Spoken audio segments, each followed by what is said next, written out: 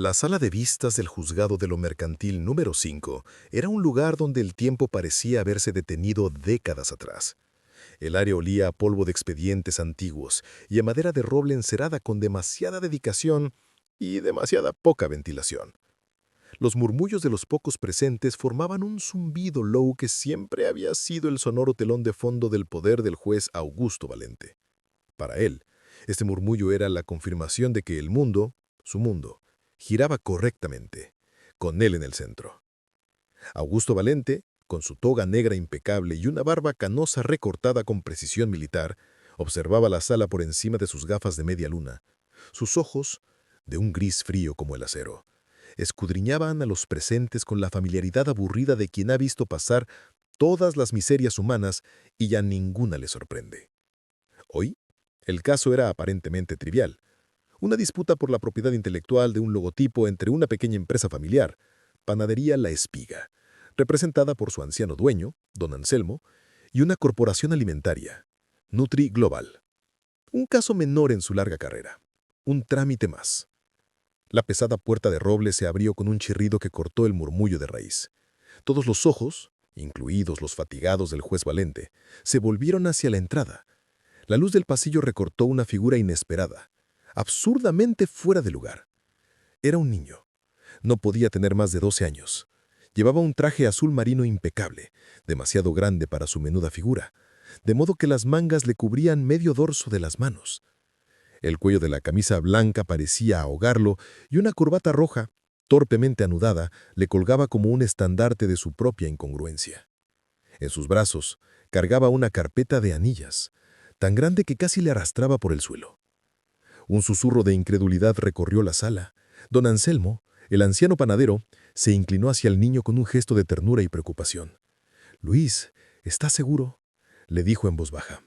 El niño, Luis, asintió con una serenidad que resultaba inquietante. Sus ojos, de un color avellana claro, no reflejaban el nerviosismo que debería acompañar a un niño en un entorno tan hostil. Al contrario, recorrían la sala con una curiosidad analítica, absorbiendo cada detalle. El juez Valente frunció el ceño, profundamente irritado. Aquello era una falta de respeto hacia la dignidad de la ley. ¿Un niño? ¿En su sala? Carraspeó, y su voz grave y autoritaria retumbó en el silencio expectante. «Señoría», dijo el secretario judicial, consultando su lista, «tenemos la presencia de Luis Moreno, representante legal de la parte demandante, Panadería La Espiga». Un estallido de risas ahogadas, rápidamente contenidas, surgió desde la mesa de los abogados de NutriGlobal. Eran 3 hombres de trajes caros y sonrisas condescendientes. El juez Valente no sonrió. Su irritación se transformó en una fría indignación. Golpeó el martillo una vez, con contundencia. «Silencio en la sala». Su mirada se clavó en el pequeño Luis que avanzaba con dificultad hacia la mesa de los demandantes. «Joven», comenzó Valente, intentando contener su tono. «Esto no es un juego. ¿Dónde está el abogado titular? El señor Bermúdez». Luis, tras dejar su desproporcionada carpeta sobre la mesa, se dirigió al estrado con una calma pasmosa. Su voz, aunque aguda, era clara y medida, sin rastro de titubeo. «Disculpe, su señoría. El licenciado Bermúdez sufrió una apendicitis aguda anoche. Soy su aprendiz y estoy debidamente acreditado para representar a mi cliente en esta audiencia preliminar». De la carpeta extrajo un documento que extendió hacia el juez. Un ujier con expresión de profundo escepticismo lo tomó y se lo acercó a Valente. El juez cogió el papel como si pudiera mancharle los dedos.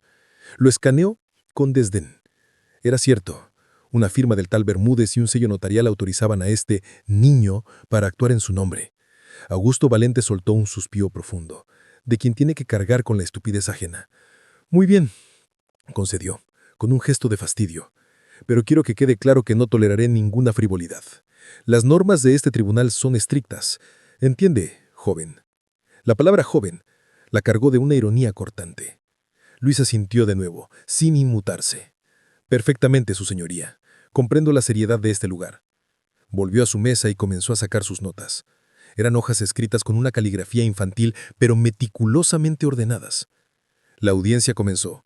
El abogado defensor de NutriGlobal, un hombre alto y de voz meliflua llamado Federico Rojas, se levantó para presentar su moción de desestimación.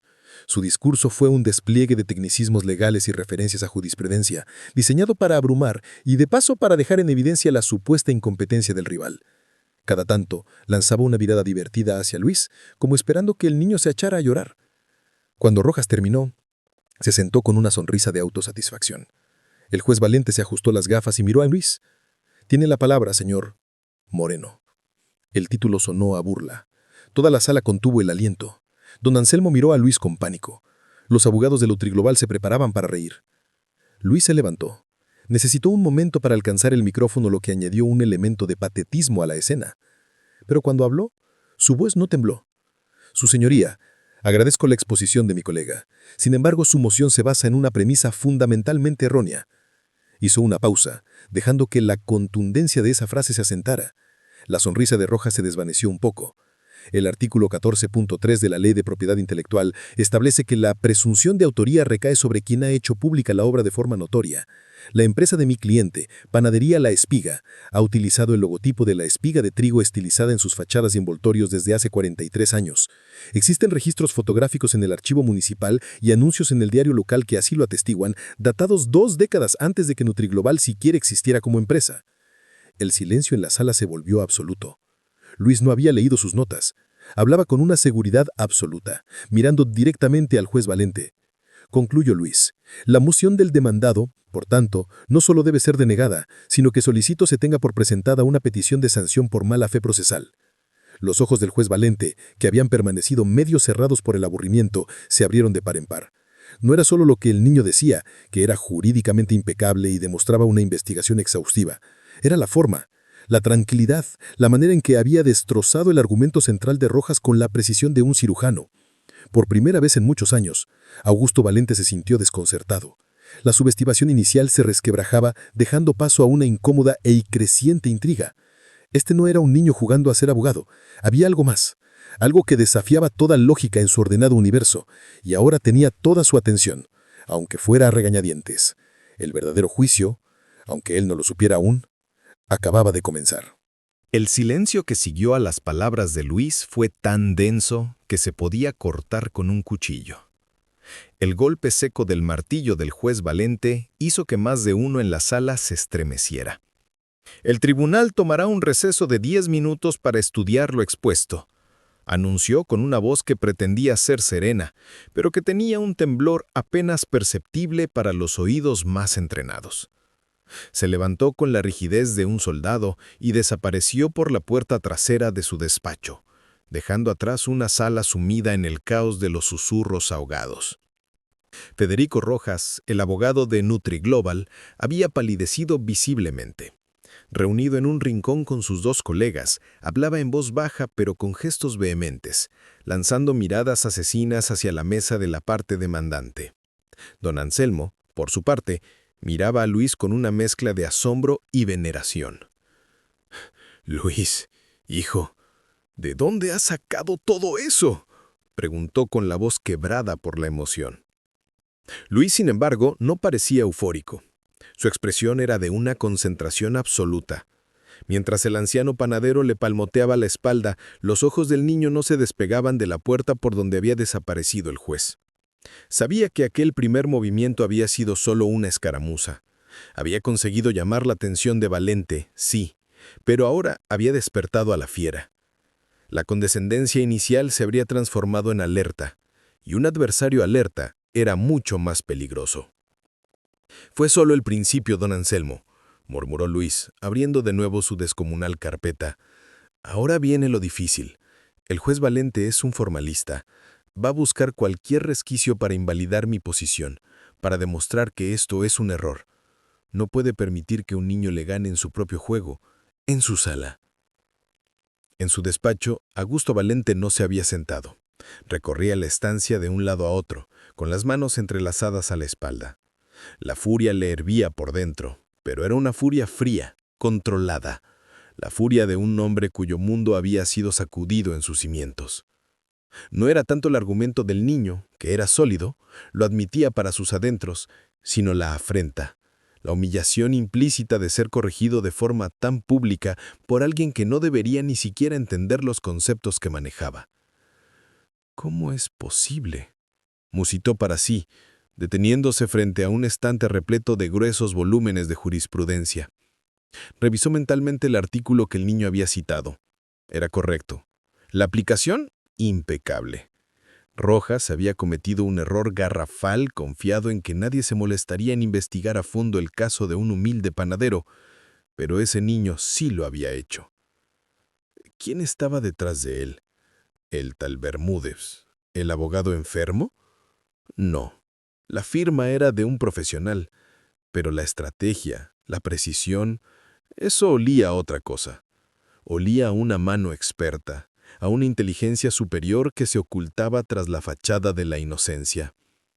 Cuando el receso terminó y Valente regresó a la sala, su expresión era una máscara de impasibilidad total. Se sentó con parsimonia, ajustó su toga y miró fríamente a Luis. En relación a la moción de desestimación presentada por la defensa, comenzó, y toda la sala contuvo el aliento. El tribunal considera que la objeción de la parte demandante tiene fundamento suficiente para ser estudiada en profundidad junto al fondo del asunto. Por tanto, se deniega la desestimación. Un suspiro colectivo se escapó de los labios de los presentes. Don Anselmo casi llora de alivio. Rojas apretó la mandíbula, pero asintió con profesionalidad. Era una derrota táctica, no la guerra. Sin embargo, continuó Valente, y su mirada se clavó en Luis como un puñal. El tribunal debe asegurarse de que todas las partes actúan con la debida representación y capacidad. Señor Moreno, usted ha mencionado ser aprendiz del licenciado Bermúdez. ¿Podría detallar ante el tribunal qué estudios o acreditaciones posee para ejercer la abogacía, aunque sea de forma provisional? Era la trampa que Luis había anticipado. Valente intentaba desplazar el debate del caso a la figura del propio niño. Quería hundirlo por la vía formal, cuestionar su legitimidad para estar ahí. Luis se levantó de nuevo, con postura. Su señoría, como es de público conocimiento, la ley no exige una titulación específica para actuar como representante procesal de una parte siempre que se cuente con la autorización expresa del letrado titular, tal como se adjuntó. Mi formación es efectivamente no convencional. He sido formado directamente por el licenciado Bermúdez durante los últimos 4 años. Además, he completado por mi cuenta el plan de estudios de la licenciatura en Derecho a través de la Universidad Nacional de Educación a Distancia, como puede verificar en estos documentos. De su carpeta extrajo varios folios que extendió hacia Lugier. Valente los examinó con detenimiento. Eran certificados de notas. Impecables. Todas matrículas de honor. Era inverosímil. Era impresionante. Por un momento el juez se sintió viejo, obsoleto. Este niño había absorbido en unos años lo que a otros les costaba una vida. «Very well», murmuró, devolviendo los documentos. La estrategia formalista había fracasado. Solo quedaba una cosa: enfrentarse a él en el terreno de la ley, en su propio campo de batalla. Y Valente era un general experimentado. «Procedamos entonces», dijo, con un tono que ahora denotaba una curiosidad casi profesional. «Señor Rojas, puede comenzar su interrogatorio a los testigos de la demanda». Rojas, recuperada parte de su compostura, llamó a su primer testigo, el director de marketing de NutriGlobal, un hombre joven y arrogante llamado Daniel Mora. Su testimonio fue un elaborado discurso sobre el proceso creativo y costoso que había llevado al diseño del logotipo de su empresa. Habló de focus groups, de diseñadores de renombre e inversiones millonarias. Cuando terminó, Rojas se sentó con aire triunfal. Era un testimonio sólido, lleno de tecnicismos marketingianos diseñados para abrumar. Le tocaba el turno a Luis. El niño se acercó al estrado de los testigos. Daniel Mora no pudo evitar una sonrisa condescendiente al verlo llegar. «Señor Mora», comenzó Luis, con su voz clara, «usted ha hablado de los costos del diseño.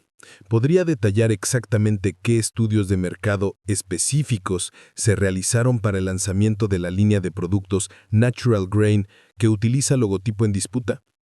Mora farfulló algo sobre informes generales. Luis no insistió. Cambió de ángulo. «¿Y podría decirme el nombre del diseñador de renombre al que se refiere?» Mora palideció ligeramente. «Bueno, fue un equipo de diseño interno coordinado por Entiendo, lo interrumpió Luis suavemente. Este equipo interno existía ya hace 5 años cuando NutriGlobal registró el logotipo. No, se creó después. Luis asintió, como si aquella respuesta confirmara algo. Luego hizo la pregunta que cambiaría el curso del día. Señor Mora, antes de unirse a NutriGlobal hace 3 años, usted trabajó para el ayuntamiento de esta ciudad, ¿verdad? Exactamente en el departamento de archivo histórico. La sangre pareció abandonar por completo el rostro de Daniel Mora. ¿Y eso qué tiene que ver?, tartamudeó. Luis se volvió hacia el juez Valente. Su señoría, solicito que se tenga por presentada como prueba documental una solicitud de acceso al archivo municipal realizada hace 4 años por el señor Daniel Mora, entonces empleado del ayuntamiento. En dicha solicitud especificó los fondos fotográficos del barrio del Mercado Central, donde se encuentra la panadería de mi cliente, para un proyecto de documentación urbanística. La sala estalló en un murmullo incontrolable. Rojas se levantó, protestando. Valente tuvo que golpear el martillo varias veces. Luis no alzó la voz. Esperó a que se hiciera el silencio. Sus ojos avellana clavados en el juez. Su señoría, la defensa ha presentado un testimonio que ahora parece sesgado. No estamos ante una coincidencia. Estamos ante una apropiación premeditada. Y el señor Mora no es un testigo. Es potencialmente parte en un acto de falsedad ideológica. La mirada del juez Valente se encontró con la del niño. Ya no había rastro de condescendencia ni de fastidio. Solo había un respeto frío, calculador, y la creciente certeza de que estaba frente a un adversario como no había tenido en toda su carrera. La intriga se había transformado en algo más profundo, en la certeza de que la batalla legal que tenía lugar en su sala iba a ser recordada para siempre. El caos en la sala era palpable. Los murmullos habían escalado a un clamor de voces indignadas y sorprendidas. Federico Rojas, completamente fuera de sí, gritaba: «¡Protesto, su señoría!», con el rostro enrojecido, mientras Daniel Mora, el testigo, parecía a punto de desmayarse en el estrado, sudando profusamente. El juez Valente golpeó el martillo con una fuerza que resonó como un disparo. «Silencio, o desalojaré la sala». Su voz, cargada de una autoridad que no admitía réplica, cortó el barullo de inmediato. Sus ojos, 2 astillas de hielo, se clavaron en Luis. «Señor Moreno», dijo, y esta vez el título no sonó a burla sino a un reconocimiento cargado de advertencia. «Está haciendo una acusación muy grave. ¿Es consciente de las implicaciones?». Luis, de pie junto a su mesa, mantuvo la mirada serena. «Totalmente, su señoría. La credibilidad de un testigo es piedra angular de la justicia. Si el señor Mora tuvo acceso a material histórico que luego fue utilizado por su empresa para registrar un logotipo idéntico al de mi cliente, y luego miente bajo juramento sobre el origen creativo del mismo, estamos ante un delito de falsedad ideológica y posible apropiación indebida. Solicito que su testimonio sea invalidado y que se considere la apertura de diligencias separadas contra él». Rojas encontró por fin su voz, aunque temblorosa. «Su señoría, esto es una farsa. Es una estrategia desesperada para manchar la imagen de mi cliente. No hay prueba alguna que vincule esa solicitud de archivo con el diseño del logotipo. Es pura especulación». El juez Valente observó el intercambio como un jugador de ajedrez que ve cómo el tablero se complica de repente. El niño había lanzado un movimiento audaz, casi temerario. No bastaba con tener razón sobre la antigüedad del logotipo. Ahora intentaba demostrar una conspiración. Era un riesgo enorme. Si no podía probar el vínculo, su credibilidad se desmoronaría y el caso con ella. «El tribunal acepta la protesta de la defensa», declaró Valente con calculada frialdad. «Señor Moreno, ha plantado una semilla de duda, pero la carga de la prueba sigue en sus manos. Una solicitud de acceso a un archivo municipal no demuestra por sí sola la apropiación premeditada. ¿Tiene algo más sustancial que ofrecer o debo amonestarle por realizar acusaciones infundadas?». Era el momento crítico. Luis no se inmutó. De su carpeta, esa fuente inagotable de sorpresas, extrajo una carpeta más pequeña, de color manila. «Su señoría, si me permite continuar con el interrogatorio al señor Mora, creo que podremos esclarecer este punto». Valente lo estudió un largo momento. La partida estaba en juego. Asintió brevemente. «Puede continuar. Pero advierto, señor Moreno, proceda con cuidado». Luis se acercó de nuevo al estrado. Daniel Mora lo miró con auténtico pánico. «Señor Mora», comenzó Luis, con una tranquilidad que resultaba escalofriante. «Usted dijo que el logotipo fue creado por un equipo interno. ¿Podría decirme la fecha exacta de la primera reunión de brainstorming de ese equipo donde se esbozó la ahora famosa espiga estilizada? Mora tragó saliva. No recuerdo fechas exactas. Fue hace unos 5 años. ¿No recuerda? Un proyecto tan importante y costoso. Luis hizo una pausa teatral. Le ayudó.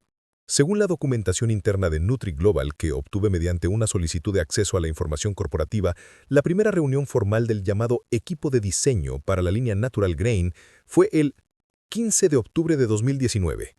Luis extrajo una hoja de la carpeta Manila y se la mostró al juez, y de refilón, aún Rojas cada vez más pálido. Sin embargo, su solicitud de acceso al archivo municipal donde aparecen fotografías de la fachada de La Espiga está fechada el 12 de junio de 2019, 4 meses antes. El golpe fue brutal. La cronología ahora era un arma letal. «¡Eso no prueba nada!», gritó Mora, desesperado. «Eran proyectos distintos». ¿De verdad? La voz de Luis seguía calmada, pero cada palabra era un martillazo. ¿No le parece una coincidencia extraordinaria que, tras acceder a imágenes de un logotipo único y con 40 años de historia, su empresa cree uno virtualmente idéntico unos meses después? Antes de que Mora pudiera responder, Luis lanzó su último dardo. De su carpeta Manila sacó una última hoja. Era una copia de una fotografía en blanco y negro, algo desgastada por el tiempo. Su señoría, esta es una de las fotografías a las que el señor Mora accedió en el archivo municipal. Data de 1981. Puede verse con total claridad la fachada de la panadería La Espiga con su logotipo. Luis acercó la foto al juez. Luego se volvió hacia la mesa de la defensa. «Señor Rojas, ¿podría mostrarle al tribunal el documento que presenta como prueba de la autoría de su cliente? El primer borrador del logotipo de NutriGlobal». Rojas, con manos temblorosas, buscó entre sus papeles. Encontró la hoja y con reticencia se la pasó a Lugir. Valente colocó la fotografía antigua junto al borrador moderno. Eran idénticos. La misma espiga, el mismo trazo, la misma curvatura. La única diferencia era la calidad del papel y el paso del tiempo. El silencio fue absoluto. No hacían falta más palabras. La evidencia visual era abrumadora.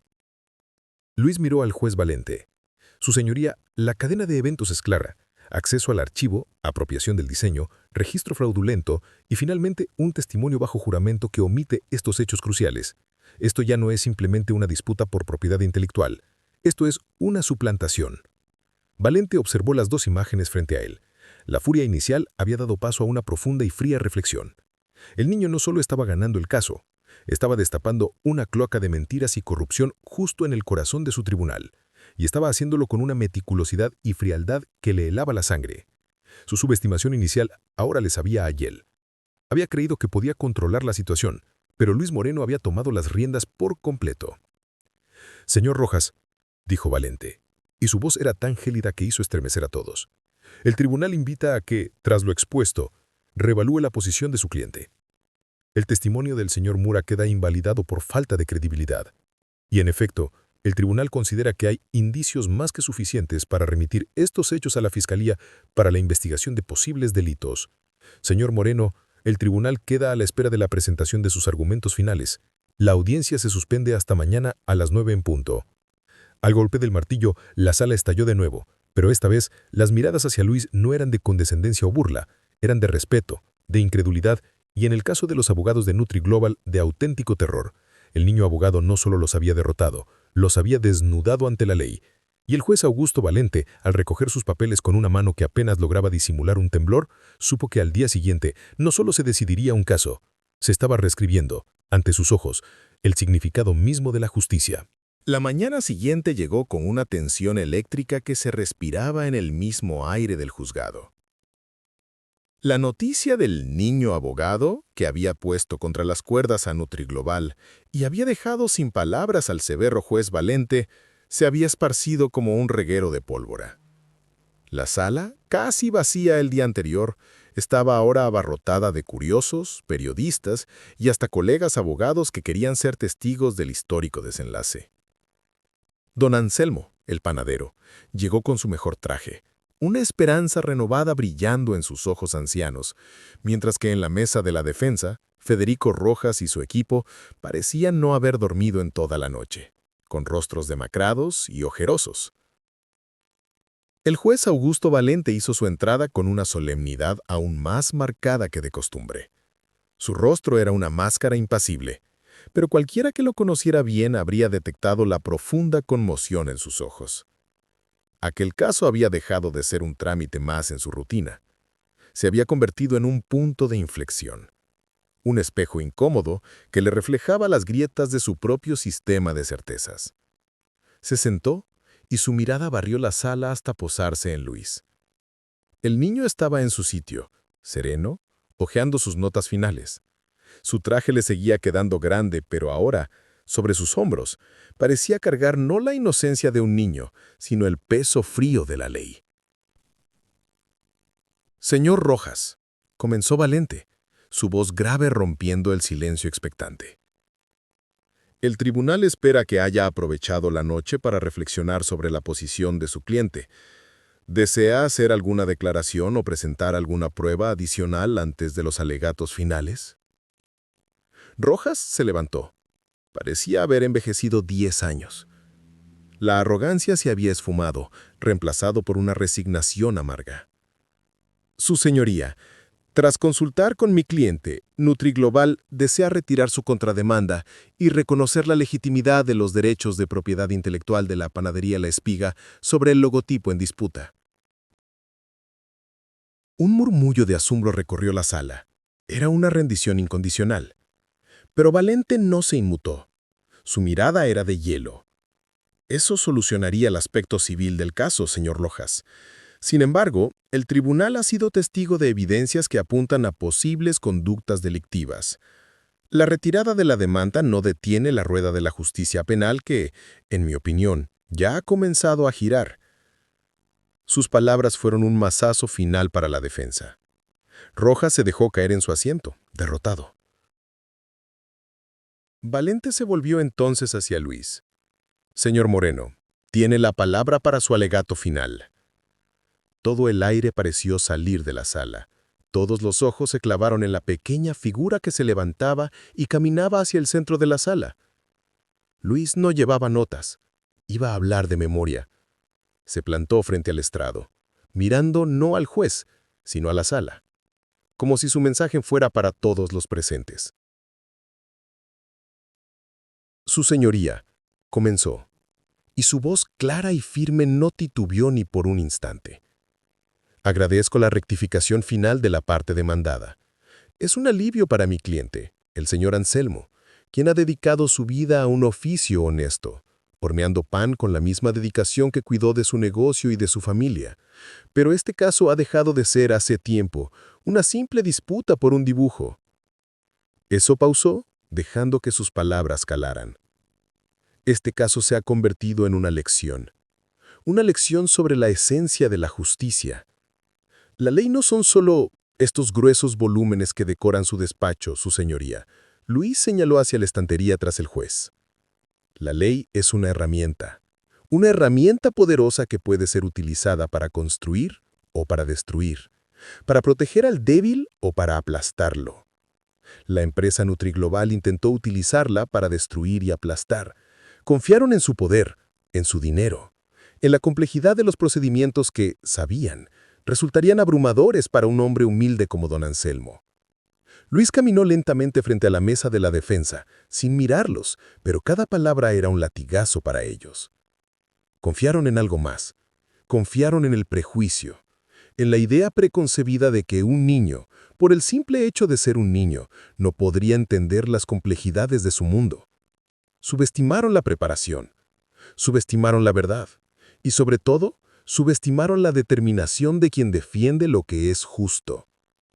Se detuvo y, por fin, alzó la vista para mirar directamente al juez Valente. Su mirada era intensa, desafiante. «Su señoría, usted también me subestimó». La declaración cayó como una bomba. Un suspiro colectivo se escapó de la sala. Era una acusación directa, un desafío sin precedentes a la autoridad del juez. «Cuando entré en esta sala, usted vio un traje grande, una corbata mal anudada y una edad que no cuadraba con la seriedad de este lugar.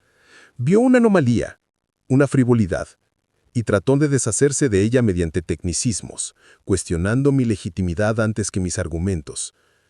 Solo cuando la evidencia se volvió abrumadora irresistible. Empezó a verme. No al niño, al abogado. Valente no respondió. Permaneció inmóvil, pero una leve contracción en su mandíbula delataba la tensión que lo recorría. Luis no estaba siendo insolente, estaba siendo devastadoramente honesto.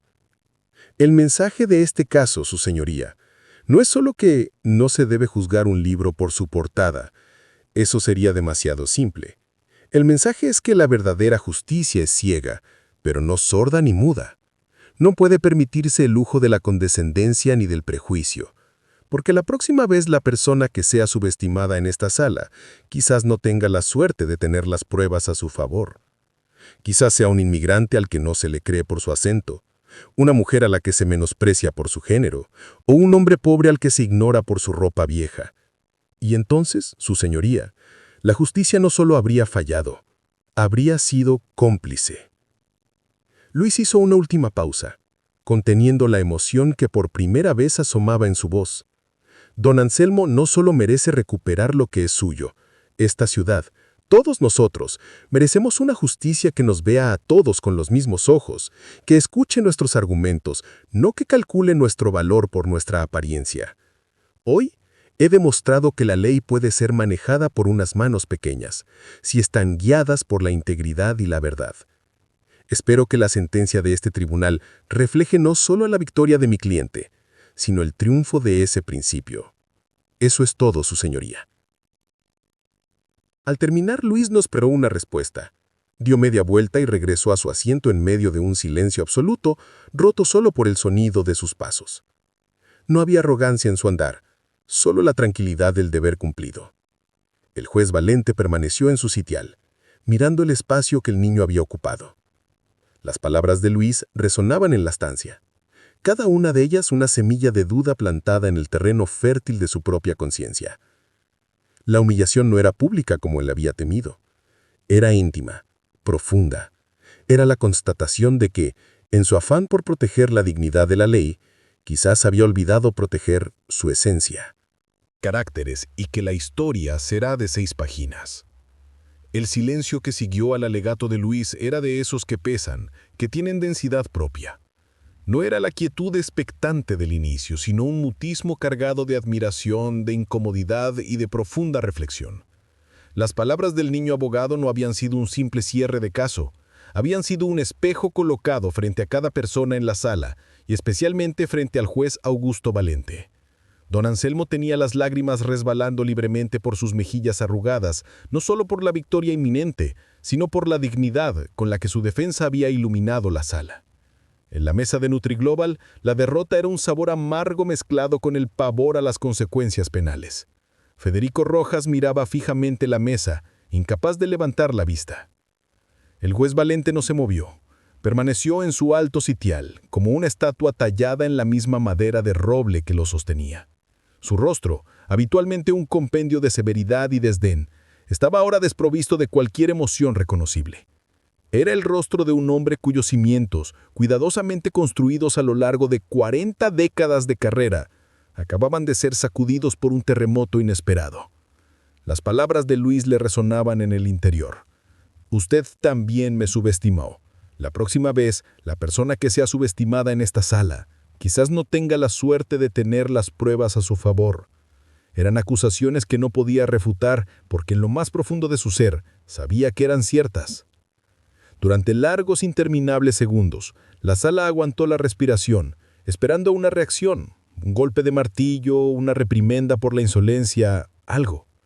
Pero Valente solo respiraba pausadamente, sus ojos grises fijos en un punto lejano, más allá de las paredes de la sala, como si estuviera contemplando el espectro de su propia carrera.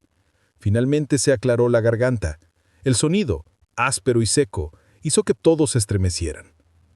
El tribunal comenzó, y su voz era diferente. No era la voz autoritaria y resonante de siempre, sino una voz más grave, más pausada, teñida de una fatiga que no era física sino del alma. El tribunal ha escuchado los alegatos finales, y antes de proceder a dictar sentencia, siento la necesidad de hacer uso de la palabra. Era algo extraordinariamente raro. Un juez no suele explicar sus sentimientos, solo su veredicto. pero Valente sintió que un simple fallo sería insuficiente. La herida que Luis había abierto exigía una cura, y esa cura solo podía venir del reconocimiento. Durante 42 años, continuó bajando la mirada por primera vez para observar sus propias manos, surcadas de venas y raguras. He servido en esta sala. He creído, con la firmeza del fanático, que la ley era un templo inalterable, cuyos ritos y guardianes debíamos preservar de cualquier contaminación. La experiencia, el protocolo, la solemnidad, para mí estos no eran adornos, eran la esencia misma de la justicia. Hizo una pausa y alzó la vista, y esta vez no miró a Luis con desdén o con frialdad profesional. Lo miró con una intensidad nueva, una mezcla de asombro y de un respeto que rayaba en la reverencia. Hoy, un joven, un abogado, y esta vez la palabra sonó cargada de su significado más profundo, ha entrado en este templo, no para contaminarlo, sino para recordarme cuál es su verdadera esencia. Y la esencia no está en la toga, ni en los gruesos volúmenes, ni en la solemnidad del ritual. La esencia de la justicia reside en la búsqueda incansable de la verdad. Reside en la capacidad de escuchar, realmente escuchar, sin que el prejuicio nuble el juicio. Reside en el coraje de defender lo recto, sin importar quién ostente la razón o el poder. La sala estaba hechizada. Nadie tosía, nadie se movía. Estaban presenciando algo único, la humildad pública de un titán. El señor Moreno, dijo Valente dirigiéndose directamente a Luis, tenía razón, lo subestimé. Vi la apariencia y cerré mis oídos a los argumentos. Busqué descalificar al mensajero en lugar de escuchar el mensaje, y en doing so me equivoqué, no solo como juez, sino como ser humano que debería saber que la sabiduría y la integridad no son patrimonio de la edad o de la apariencia. Confesarlo ante todos, en su propia sala, era la mayor humillación posible para un hombre de su orgullo, pero también era su mayor liberación. Era la restauración de su propia integridad, manchada por años de arrogancia institucionalizada. Este caso no solo versa sobre la propiedad de un logotipo, versa sobre la ceguera de la justicia, y hoy he sido yo, quien, gracias a la luz encendida por el señor Moreno, he recuperado la vista. Volvió su mirada hacia la mesa de NutriGlobal, y su expresión se endureció de nuevo, pero esta vez con una frialdad justiciera no desdeñosa. En consecuencia y tras la admisión de los hechos por la parte demandada, el tribunal falla a favor de la parte demandante. Panadería La Espiga. Se reconoce su plena y absoluta propiedad intelectual sobre el logotipo en disputa. Además, y en virtud de las evidencias presentadas que apuntan a conductas delictivas, este tribunal remitirá de oficio todas las actuaciones a la Fiscalía General para la investigación de los delitos de falsedad ideológica, apropiación indebida y posible prevaricación. Golpeó el martillo una vez, con una fuerza que sellaba no solo un veredicto, sino una nueva etapa. La audiencia ha concluido. El golpe del martillo liberó la tensión contenida. La sala estalló en un murmullo ensordecedor, mezcla de aplausos contenidos, exclamaciones de asombro y el llanto aliviado de don Anselmo, que abrazó a Luis como si fuera su propio hijo. Pero Luis, en medio del torbellino, mantuvo los ojos fijos en el juez Valente. Este, mientras recogía sus papeles con movimientos lentos y deliberados, alzó un instante la vista y se encontró con la mirada del niño. No hubo un gesto ni una sonrisa. Solo un leve, casi imperceptible asentimiento. Era el reconocimiento de un guerrero anciano hacia uno joven que no solo lo había derrotado en el campo de batalla, sino que le había enseñado por qué valía la pena seguir luchando. La humillación del juez no había sido su final, había sido su redención, y ambos, desde sus respectivos lugares, lo sabían. El murmullo de la sala no decayó tras el golpe de martillo final. Se transformó. Ya no era el sonido de la expectación, sino el eco de un terremoto que acababa de modificar el paisaje para siempre. Periodistas se agolpaban en la puerta, ansiosos por capturar la imagen del niño abogado, mientras que los colegas presentes miraban a Luis con una mezcla de incredulidad y un respeto que jamás le habrían concedido a un adulto novato. Don Anselmo, con lágrimas que limpiaba sin pudor con el dorso de la mano, no se separaba de Luis, como si temiera que fuera a desvanecerse. Pero en medio de ese torbellino, Luis permanecía sereno. Su mirada no buscaba los flashes ni las felicitaciones. Observaba cómo el juez Valente recogía sus documentos con una lentitud ceremonial. El anciano magistrado evitaba toda mirada. Su rostro era una máscara de piedra, pero en la rigidez de sus hombros se adivinaba el peso de una transformación monumental. No era la derrota lo que cargaba, sino el fardo de una verdad que había desafiado toda su vida. Sin decir una palabra, Valente se levantó y se dirigió hacia la puerta trasera que conducía a sus aposentos privados. Su salida fue tan solemne como su entrada, pero esta vez la autoridad que emanaba era distinta, menos arrogante, más consciente de su propia humanidad. Justo antes de desaparecer, se detuvo. No se volvió, pero su espalda erecta pareció contener un último mensaje no verbal para la sala. Un punto final de dignidad en un día de caótica revelación.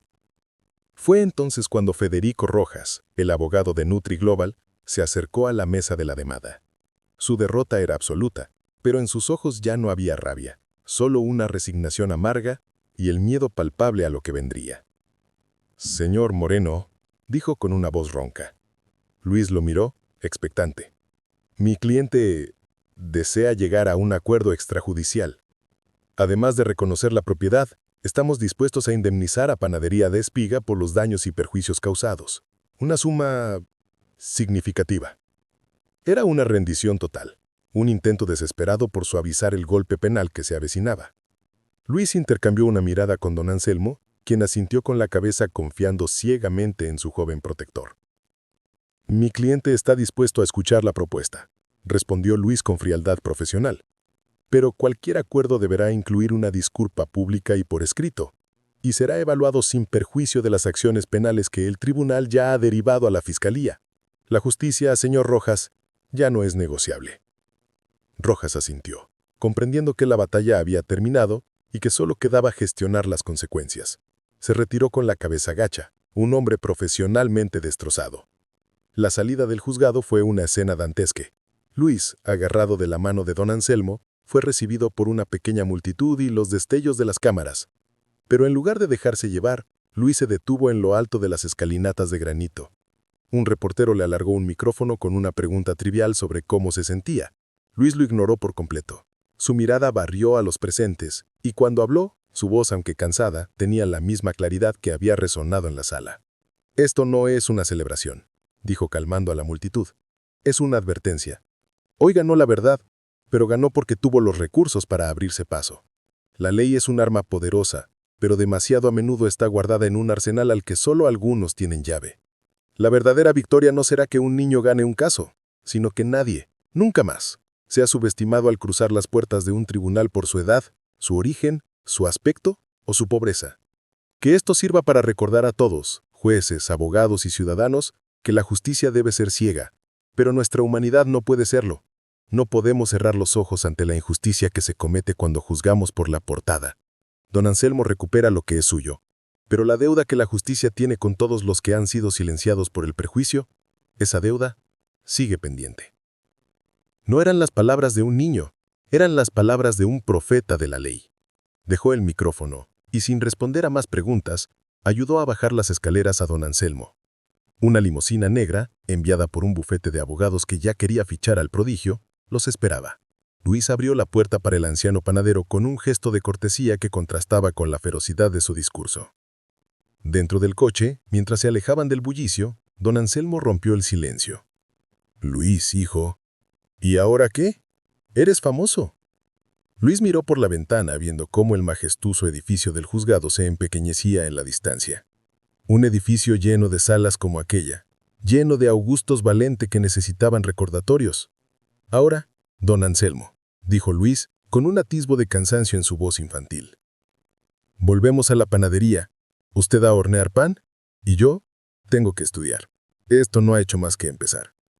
Mientras, en su despacho, aislado del mundo, el juez Augusto Valente contemplaba desde su ventana el mismo horizonte urbano. Sobre su escritorio, vacío excepto por un expediente, reposaba su toga negra, cuidadosamente doblada. Había tomado una decisión. Ya no podía vestirla con la misma arrogancia. Las palabras de Luis habían abierto una grieta por la que se colaba la luz de una verdad incómoda. El templo de la ley necesitaba más que guardianes, necesitaba sabios. Y la sabiduría, había aprendido hoy, podía llegar en cualquier tamaño. La historia no terminaba con una sentencia, terminaba con una semilla plantada. Una semilla que, él lo intuía, acabaría por cambiar todo el bosque. La justicia, gracias a un niño de traje grande, ya nunca volvería a ser la misma.